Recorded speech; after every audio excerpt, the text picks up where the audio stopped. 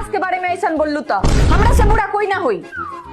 हम कुछ वो सुन सकता नहीं, लेकिन अपना सास के बारे में ऐसा बात नहीं की सुन सकत। वाह, हमार पतो कतना हमरा के माने ले, कोई कुछ बोलता तो लड़ लेती है। आज से तहार हमार दोस्ती खत्म। आज के बाद हमरा भी फोन मत करियो, रखा फोन। ए कनिया जाए दो, लोग के कहला पर ध्यान ना देवे के चाहिए, लोग कहत रहेला। ना मम्मी जी, वो ऐसा बातें बोल रखी है कि खिस बढ़ गए है। का कहलखियो? कहती है कि तोहर सास गाय नहीं है सीधा बारी, तो हम न जानता नहीं कि कितना सीधा बारी। अरेंज मैरिज का सुख। एजिली खाना खा ली। हाँ, ये एक किस्म के सब्जी बनेली बारू तू हैं? 4 किस्म के काहे ना बनेलू हो? हमरा 4 किस्म के सब्जी खाए के आदत बा। ये एक किस्म के सब्जी खा के हम ऑफिस जाए। माफ को दी, गलती हो गई, कल से बना दे। लव मैरिज का दुख। बेबी बेबी बेबी, हाँ? हम खाना बना के रख देले बनी, जाता नहीं ऑफिस, तू खा ली हो। सब्जी कितना किस्म को बनाई नहीं है? एक किस्म के ही बना पाई है, समय ना मिलल है। मानो कि हम 4 किस्म के सब्जी खानी। हम अपना घर रहनी तो हमारे पापा 4 किस्म के सब्जी बना के देते रहलन, और वो एक किस्म के सब्जी बना देनी। हमरा के माफ कर दो, काले से बना देम 4 किस्म के सब्जी। वो कोनो काम के नहीं की, जाए यहाँ से। एगो गाना आयल बा जेकर नाम बा नखरा। तो YouTube पर जाइए और सर्च करिए और कमेंट करके जरूर बताएं कि कैसन बा। कहाँ बरू लो? ऑफिस से अइला इतना देर हो गई हमरा, अभी ले खाना निकाल के ना रख लू लो। ए जी, आज चले ना बाहरे खाना खा लिया। आज खाना नहीं खे बनल। हैं? माँ का हो? अभी देखो, अभी ले खाना नहीं के बनल। अरे छोड़ ना बबू, चल ना रेस्टोरेंट में खा ले के। वो सब तो ठीक बा, लेकिन खाना काहे ना बनल है? उ देख ना बबू, बगल वाला घरवा में झगड़ा होत रहलो। हैं? बगल वाला नु घर में झगड़ा होत रख ह, हमनी यहाँ खाना काहे ना बनल है? वो हमने के नु दोनों सास पतो झगड़ा देखो तनी हस के जीतता की हारता।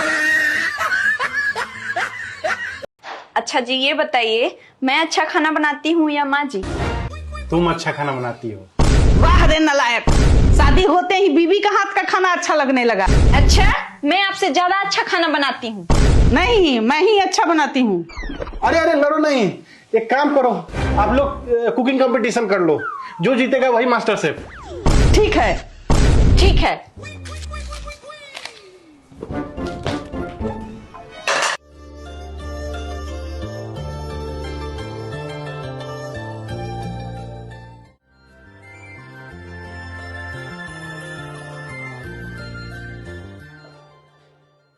वाओ, अच्छा मंचूरियन बना है।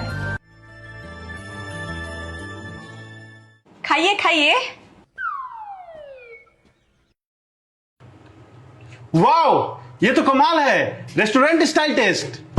मुझे पता था तू मेहरी का गुलाम बन गया है, जरा मैं भी तो टेस्ट करूं। वाह, अच्छा है, लेकिन इसका कमाल नहीं है, ये सौंराज मसाला का कमाल है। हाँ माँ जी, मुझे पता है कि मुझसे अच्छा आप खाना बनाती हैं। मुझे तो आपसे सीखना है।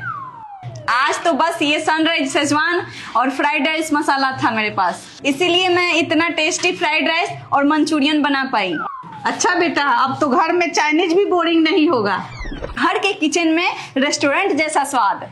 पापा, आज हमारे स्टाइलिश बाल कटवा दी। स्टाइलिश हेयर कट चाहिए, ठीक है। हाँ, ये कटोरा कट काट दी, स्टाइलिश हो जाए।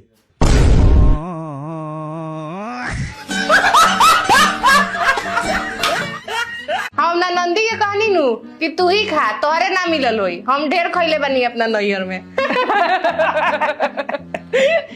हम दिन भर नौकरानी नियर खटी, आई दोनों माई बेटी बैठ के गप झाड़ता लो। आज कोनो कीमत पर हम खाना ना बना।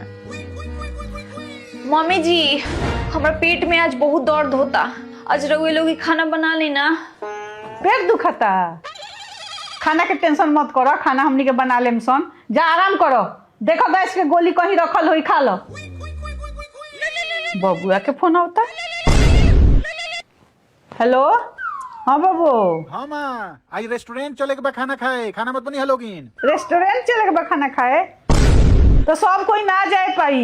तारा मेहरारू के तबीयत खराब बा, पेट में दर्द बा, हम ही या बबनी खाली चलेम सन। ए मम्मी जी अब धीरे धीरे पेटवा ठीक होता हमू चलम। ना तू ना जेबू, ए कनिया पेट से खिलवाड़ ना करे के। जैबू होटल में अकचबा खैबू आ फिर पेट खराब हो जाई तो तू मरगीला खा ली हो। ए भाई चल ना तैयार होकर जाओ। हाँ चल चल।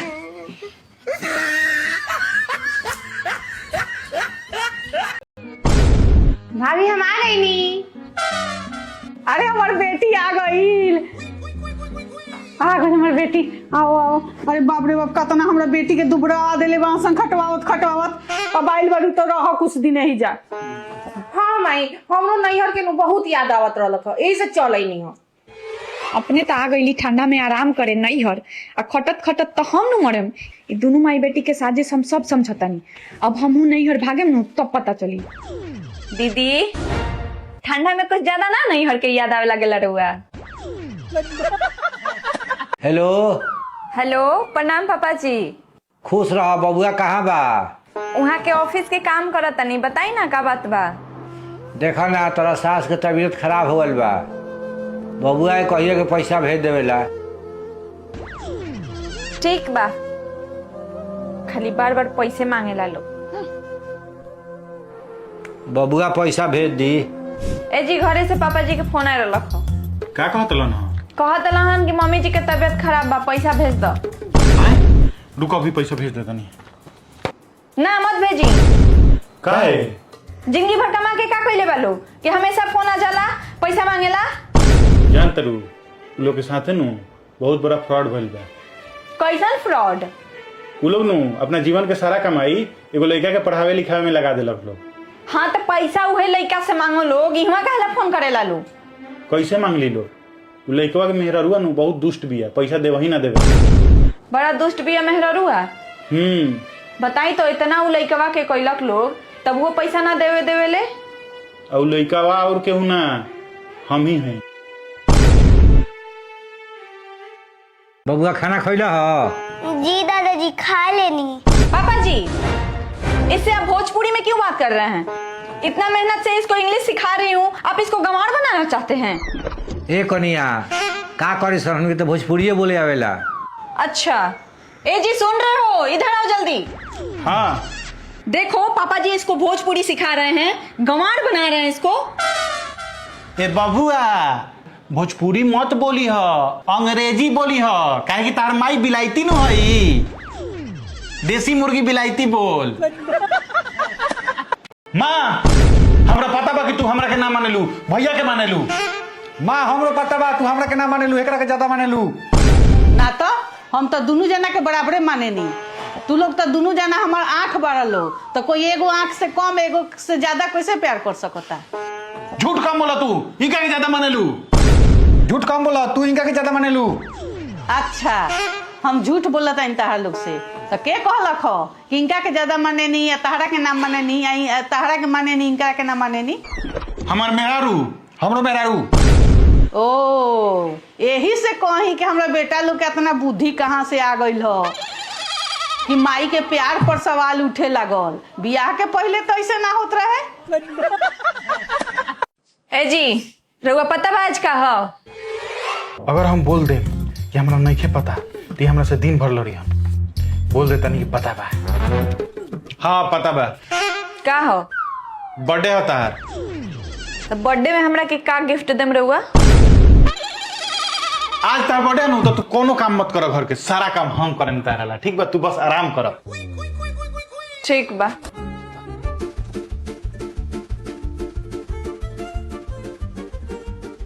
ए हो कितना को पूरी खाइबू? 6 गो। ठीक बा, सारा काम निपटा देनी तार। साली साहिबा के फोन काहे आवता है? हेलो हाँ साली साहिबा। हाँ जीजू हैप्पी बर्थडे। अरे हमरा भी लोग फोन लगा दिले बनी, अपना बहन भी लगा के बोली आज राउर बर्थडे नु हा। आज कितना तारीख हो? 20 अक्टूबर। हैप्पी बर्थडे पति देव। हाइला पैसा। अच्छा मेहरारू के पैसा देता रहन अभी माई से कहता माई अब तहार राज गईल अब तहार पतो ए घर पर राज करी हन आ तहार तक कोनो वैल्यूए ना होई। काहे से बोलता रे का भइल? भैया सारा पैसा कमा कमा के भाभी के देता रहन। चलता हम पूछतनी अभी का रे ते आजुए से मेहरारू के मलकिनी बनावता रे आ सब पैसा ओकरा के देता रे?